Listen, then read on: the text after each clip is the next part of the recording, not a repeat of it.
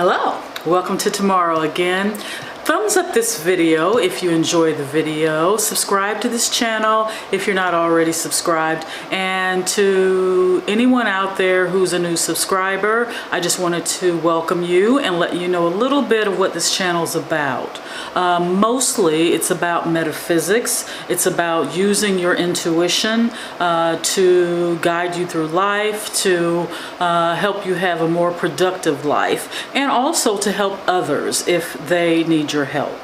I do a little bit of predicting here and there. I do a lot of trying to help find missing children and missing adults, and I try to use my intuition to do that. So today I'm going to tell you guys about an event that happened about 35 years ago. It's story time.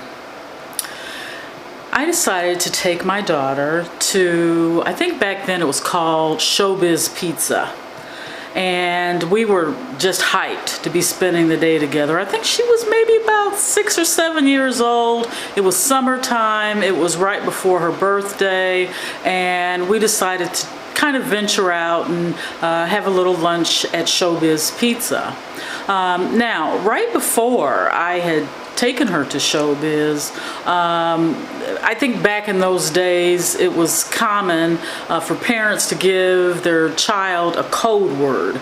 You know, if anyone comes up to you and tries to get you to get in the car by saying your mother's in trouble, your dad's in trouble, if they don't use this code word, then you don't go with them. And I remember the code word was Scooby-Doo, because that was a nickname that a couple people had called her.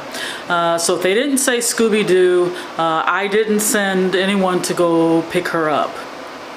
So we went to I almost said Chuck E. Cheese. It's Chuck E. Cheese now. Back then it was Showbiz.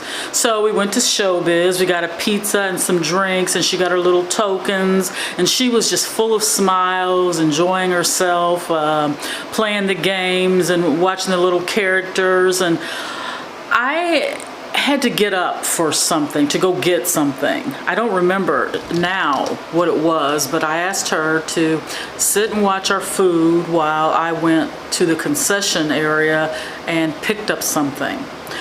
Maybe it was more pizza. I don't remember. It's been so long. So I got up and I told her, stay where you're at, you know, just watch our food, watch our drinks, and I'll be right back. So I proceeded to the concession stand, and there was quite a line. There was probably about 20 people standing around there, and something just didn't sit right with me while I was in that line. I felt like, you know, that feeling like someone's watching you, that kind of feeling. So I turned around, and as I turned around, I noticed my daughter walking with this older gentleman toward the exit. And I twirled back around. I said to her, hold on, where are you going? And the man just kind of threw his hands up, trying to explain to me that there was something wrong with my car that he wanted to warn me about. I think he said that my lights were on. Excuse me. I think he said that my lights were on, and I wondered, how did he even know what my car looked like? How did he figure that? So I took my daughter by the hand and I told her right in front of him, you know, you don't go with anyone that you don't know. And she said, well, Mom, he said that he needed me to tell him where you were so he could tell you about your lights, your car lights, your headlights being on. I said, no, that's still not good. You don't go with someone that you don't know. So as I turned to tell him, you know, a thing or two, he was gone. So I held on to my daughter. We walked toward the door, and I didn't see him anywhere. And this man had to be well into his 60s, but he scooted out of there very quickly. And that was a very scary experience, you know, of how a child can get away from you. And that might be part of the reason that I have such empathy for parents who have a child who's missing. I mean, not only that, I have children of my own, I have grandchildren, but it's interesting how you can warn your child. You could tell them, don't go with strangers, don't go with anyone unless they have the code word. No matter how many warnings, you still have to watch your child.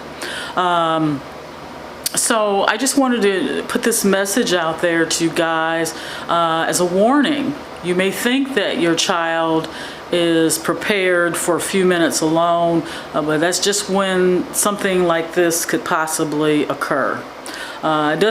I don't think the lesson is to be paranoid. I mean, my daughter is almost 40 years old now. That was a long time ago. And she's very protective of her kids because of the experience that she went through with this man luring her away from the table and trying to take her out of the restaurant.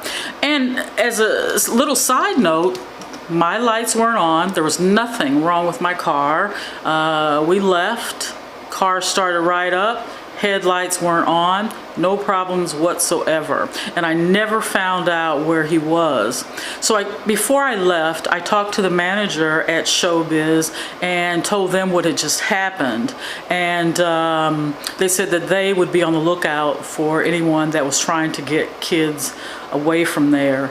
I don't think I even called the police. I don't think I took it any further than that. I was very young myself back then, but I think nowadays, I would have definitely called the police, and I would have definitely remembered his description. I still can picture him to this day. He'd probably be about 80 or 90 years old now, but hopefully he didn't harm any children, and hopefully, hopefully he's gotten his life together. So you guys, take this story time as a warning time. Always know where your kids are. And another thing, if you're the type of person who has a short temper with children, especially small children, if you find yourself getting frustrated or just exacerbated taking care of a young child or even a teenager for that matter, make sure that you get yourself ASAP into a position of getting some counseling. And until then, do not take care of young children or teenagers or whatever age group of child that you can't deal with. Don't deal with it. And if it's your own child, simply call someone, talk to your doctor, your primary care doctor, and they can refer you to someone that they could refer you to someone that you can talk to that can help you out. So before it's too late, if you find yourself having these tendencies, get yourself some help. And there's nothing to be ashamed of from getting yourself some kind of help. This is a short video, but I wanted to put that out there. Hey, if you'd like to, you could follow me on Instagram. I'm Tomorrow Again, 1111. I have lots of positive anecdotes on there. I have a few pictures on my Instagram page and stuff that I think you might find uplifting.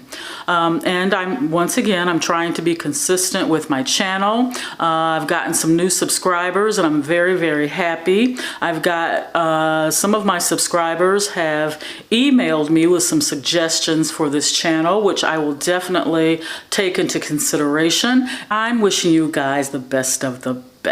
And once again, if you are interested in a personal reading over the telephone, you can contact me at misspsychicdetective@gmail.com and I will answer you. I will write you back. Enjoy your day. Be safe. Enjoy your day. Be safe. And don't take your child's safety for granted. Thank you.